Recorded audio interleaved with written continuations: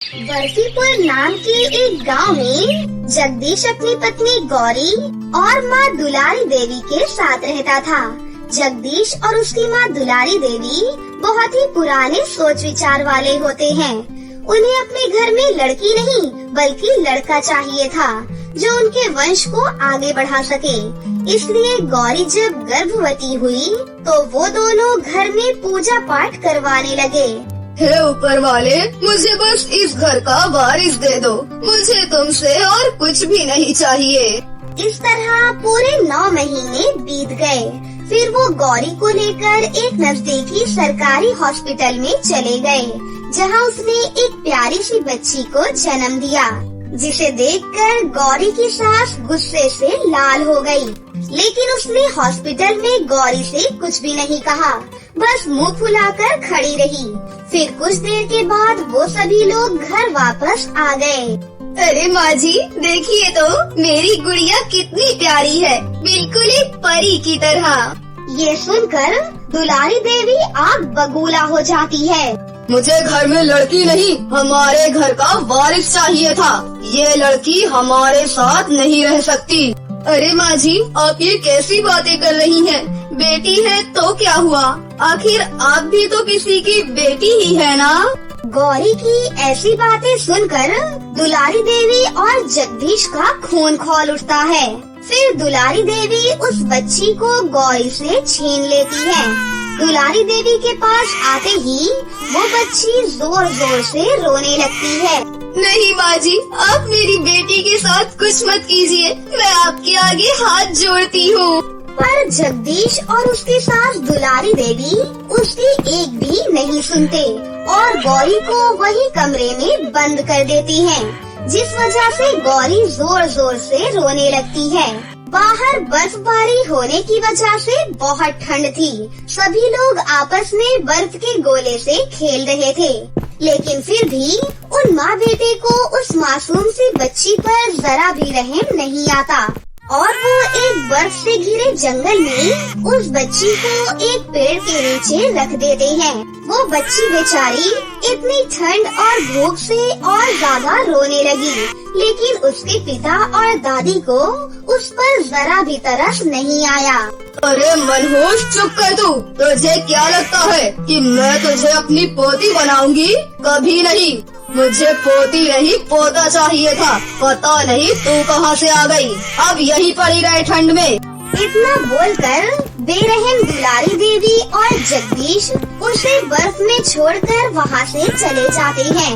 वो छोटी सी बच्ची बहुत देर तक वहीं पर रोती रहती है, लेकिन इतनी बर्फबारी होने की वजह से वो छोटी सी बच्ची वहीं बर्फ में ही दब जाती है। तभी थोड़ी देर के बाद वहाँ से एक कमला नाम की औरत गुजरती है कि तभी उसे वहाँ पर एक छोटे बच्चे का हाथ दिखाई देता है। अरे ये किसका हाथ है? ये हाथ तो किसी छोटे बच्चे का लग रहा है। जरा बर्फ हटाकर देखती हूँ। उसके बाद कमला वहाँ से बर्फ हटाने लगती है। तभी उसे वो छोटी सी बच्ची वहाँ पर रोती हुई दिखाई देती है।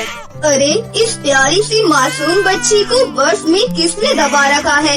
देखो तो कैसे जम गई है बेचारी। लेकिन क्या करूँ, मैं भी तो इसे अपने साथ नहीं ले जा सकती। मेरी तो खुद ही 3 बेटियां हैं। अरे माफ करो प्यारी बच्ची, मैं तुम्हारे लिए कुछ भी नहीं कर सकती।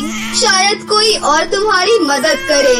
इतना बोलकर कमला भी उदास मन से वहाँ से चली जाती है और वो बच्ची फिर से अकेली रह जाती है। ऐसे ही 2 दिन बीत जाते हैं और उस बेचारी अनाथ बच्ची का रो रो कर बुरा हाल था, क्योंकि ठंड बहुत ज्यादा बढ़ गई थी। तभी परी लोग से 4 परियां उस गांव में घूमने के लिए आती हैं और वो भी मौसम के मजे ले रही थी। जिस मौसम को वो लोग एंजॉय कर रही थी, वही मौसम किसी की मौत का कारण बन रहा था। बर्फबारी के मजे लेते हुए एक परी को अचानक से वो अनाथ बच्ची मिल जाती है। अरे देखो, यहाँ पर एक मासूम सी बच्ची मिली है। देखो ठंड में कैसे बेचारी कांप रही है। हमें इसकी मदद करनी चाहिए। इसे जल्दी से हमें गर्म जगह पर लेकर जाना चाहिए, जहाँ पर आग जल रही हो। कितनी प्यारी बच्ची है, भला इसे यहाँ पर कौन छोड़ गया है? कितना बेरहम है वो। फिर वो चारों परियां अपनी जादुई शक्ति से उस बच्ची और उसके परिवार के बारे में सब कुछ जान लेती हैं। ये देखकर उन चारों परियों को उन पर बहुत गुस्सा आता है। इस मासूम सी बच्ची पर उन लोगों को जरा सी भी दया नहीं आई। कितने बेरहम लोग हैं। उन्हें इसकी सजा एक न एक दिन जरूर मिलेगी। फिर वो चारों परियां उस बच्ची को गोद में उठाकर जंगल में एक खाली जगह पर उसे ले गईं और अपने जादू से वहाँ पर एक सुंदर सा घर प्रकट कर दिया। फिर वो चारों परियां उस बच्ची को घर के अंदर ले जाकर उसे आग से गर्माहट पहुँचाती है और उसे दूध भी पिलाती है, क्योंकि वो बहुत ही ज्यादा भूखी थी। फिर दूध पीकर वो बच्ची आराम से सो जाती है। इस तरह वो चारों परियां वहीं रहने लगती हैं और उस बच्ची की माँ बनकर उसे पालने लगती हैं। ऐसे ही कई साल बीत जाते हैं और अब वो छोटी सी बच्ची 5 साल की हो जाती है। उसकी चारों परी माँ ने उसका नाम संजना रखा। संजना पूरे दिन अपनी चारों परी माँ के साथ खेला करती थी। चारों परियां संजना से बहुत प्यार करती थी और संजना भी अपनी चारों परी माँ से बहुत प्यार करती थी। वहीं दूसरी ओर संजना को जंगल में छोड़ने के बाद जगदीश की पत्नी गौरी फिर से गर्भवती हो गई, लेकिन अभी भी गौरी को अपनी बेटी की याद सताती थी। और फिर कुछ महीनों के बाद उसने एक लड़के को जन्म दिया, जिसे देखकर उसका पति और सास दोनों बहुत खुश हुए और लड़के का नाम रखा राजीव। बचपन से ही गौरी की सास अपने पोते को पलकों पर बिठा कर रखती है और उसकी हर ख्वाहिश को पूरा करती है। ज्यादा लाड़ प्यार से राजीव बिगड़ने लगता है। ऐसे ही समय बीतता गया और अब चारों परियों की एक बेटी संजना बड़ी होकर बहुत ही सुंदर परी जैसी हो जाती है। मेरी प्यारी परी माओ, अब मैं बड़ी हो गई हूँ। मेरे पास आप चारों जैसी जादुई शक्तियाँ क्यों नहीं है और मेरे पंख भी नहीं है? बताओ ना माँ, ऐसा क्यों है? बेटी, जब सही समय आएगा तब हम तुम्हें सब कुछ बता देंगे। अच्छा ठीक है माँ, क्या अब मैं जंगल में घूम सकती हूँ? अब तो मैं बड़ी हो चुकी हूँ ना। वैसे भी मैं घर में बहुत बोर होती हूँ। अच्छा मेरी प्यारी बच्ची, अब तुम जंगल में कहीं पर भी घूम सकती हो। जाओ, हम तुम्हें अब नहीं रोकेंगे। चारों परी माँ की इजाजत मिलने के बाद संजना खुशी खुशी जंगल में घूमने निकल गई। वहीं दूसरी तरफ राजीव ज्यादा लाड़ से आज एक बहुत ही जिद्दी और बदतमीज लड़का बन गया था। ये कैसा बेस्वाद सा खाना बनाया है? क्या मेरी पसंद का खाना भी नहीं बन सकता इस घर में? अरे बिल्कुल बनेगा मेरे राजा बेटा। बता तुझे क्या खाना है? मैं अभी तेरी माँ को बनाने के लिए बोलती हूँ। नहीं दादी, अब मुझे कुछ भी नहीं खाना। आप मुझे कुछ पैसे ही दे दो, मैं बाहर से ही जाकर कुछ खा लूँगा। अच्छा बेटा रुक जा, मैं अभी देती हूँ। राजीव की दादी अपने पोते के प्यार में उसे कुछ पैसे दे देती है, लेकिन धीरे धीरे ये काम अब हर रोज होने लगा। ऐसे ही एक दिन राजीव धोखे से अपनी दादी से कॉलेज के एडमिशन पेपर की बात बोलकर घर की जायदाद पर उनका अंगूठा लगवा लेता है और घर अपने नाम करवा लेता है, जिसके बाद वो अपने माता पिता समेत दादी को भी धक्के मारकर घर से निकाल देता है। घर से निकलने के बाद वो तीनों गांव में यहाँ वहाँ भटकने लगते हैं। इधर एक दिन संजना अपनी चारों परी माँ से बोली, प्यारी माँ, आपने मुझे अकेले जंगल में घूमने की इजाजत तो दे दी, अब मुझे गांव में भी घूमने की इजाजत दे दो ना। एक बार मुझे वहाँ जाकर देखना है कि गांव कैसा दिखता है और वहाँ पर लोग किस तरह रहते हैं। नहीं, तुम वहाँ नहीं जा सकती। वहाँ अच्छे लोग नहीं रहते। वो सब लोग जंगल में रहने वाले जंगली जानवरों से भी खतरनाक हैं। अपनी माँ की ये बात सुनकर संजना कुछ भी नहीं कहती और चुपचाप अपने कमरे में जाकर कुछ किताबें पढ़ने लगती है। लेकिन वो अपनी चारों परी माँ की बातों को अनसुना कर शाम के समय जंगल घूमने के बहाने गांव की तरफ चली गई।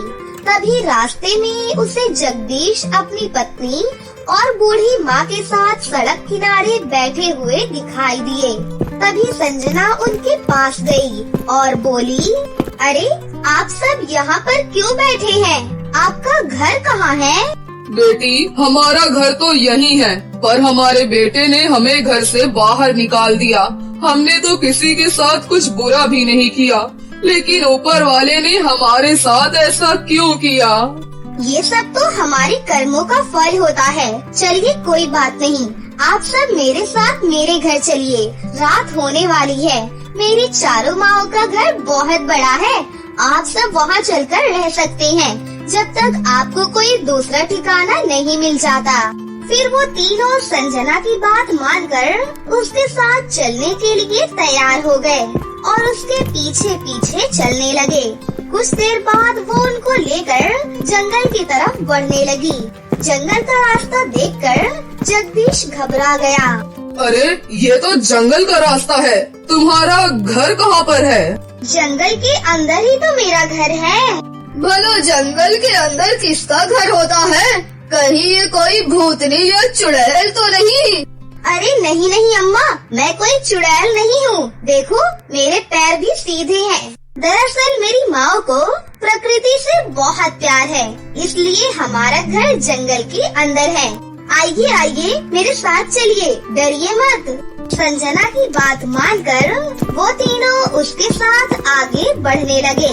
कुछ देर बाद वो लोग जंगल के बीच बने उस सुंदर से घर में पहुंच गए। जैसे ही चारों परियों ने उनको देखा तो वो गुस्से से बोली, ये सब लोग हमारे घर पर क्या कर रही हैं? माँ, इन्हें यहाँ पर मैं लेकर आई हूँ। इनके बेटे ने इन्हें घर से बाहर निकाल दिया है। ये तो कर्म है, एक ना एक दिन तो सामने आ ही जाते हैं। जैसा तुम लोगों ने किया, आज वही तुम्हें भुगतना पड़ रहा है। माँ, क्या आप इन लोगों को पहले से जानती हैं? हाँ बेटी, हम इन्हें बहुत अच्छे से जानते हैं, पर हम तो तुम लोगों को नहीं जानते। आज से 20 साल पहले एक नन्ही सी बच्ची को तुम निर्दयी लोग इसी जंगल में बर्फबारी में छोड़ गए थे। कुछ याद आया तुम दोनों को? अरे पर तुम्हें ये सब कैसे पता है? बेटी संजना, हम नहीं चाहते थे कि तुम्हें ये सच्चाई इस तरह पता चले, पर हम जिस बच्चे की बात कर रहे हैं वो तुम ही हो हमारी प्यारी बेटी। इसलिए तुम्हारे अंदर हमारी जैसी जादुई शक्तियाँ नहीं है। तुम हमारी बेटी नहीं हो, लेकिन जिस दिन से तुम हमें मिली हो, हमने तुम्हें अपनी बेटी से भी बढ़कर प्यार किया है। चारों परी की ये बात सुनकर संजना और जगदीश का परिवार भी हैरान रह गया। तभी गौरी बोली, मेरी बेटी जिंदा है। मैं इतने सालों तक अपने आप को कोसती रही कि मैं अपनी बच्ची को बचा नहीं पाई, लेकिन आज अपनी बच्ची को सही सलामत देखकर मेरे दिल को सुकून मिल गया है। तुम लोगों को उस दिन मासूम बच्ची को इतनी बर्फबारी में इस भयानक जंगल में छोड़ते हुए जरा भी दया नहीं आई। तुम्हें इसकी सजा जरूर मिलनी चाहिए और हम तुम्हें इसकी सजा जरूर देंगे। लेकिन तभी संजना बोली, नहीं मेरी प्यारी माँ, आप सभी लोग ही मेरा परिवार हो। भले ही इन्होंने मुझे पैदा होते ही जंगल में बर्फबारी में छोड़ दिया, लेकिन आपने ही तो सिखाया है कि हमें दूसरों की गलतियों को माफ कर देना चाहिए, कभी किसी से नफरत नहीं करनी चाहिए। मैंने इनको माफ कर दिया है माँ। देखा तुम लोगों ने, तुमने जिस लड़के के लिए मासूम बच्ची को बोझ समझकर जंगल में छोड़ दिया था, आज उसी लड़के ने तुम्हें घर से बाहर निकाल दिया, और जिसे तुम बोझ समझ रहे थे, उसी बच्ची ने तुम्हारी सभी गलतियों को माफ करके तुम्हें अपने घर में पनाह दी। उन परियों की ये बात सुनकर जगदीश और उसकी माँ को अपनी गलती का पछतावा होने लगा। फिर उन दोनों ने चारों परी माँ और संजना से अपने किए की माफी मांगी। उस दिन के बाद से सभी लोग जंगल में एक खुशहाल परिवार की तरह एक साथ हंसी खुशी से रहने लगे।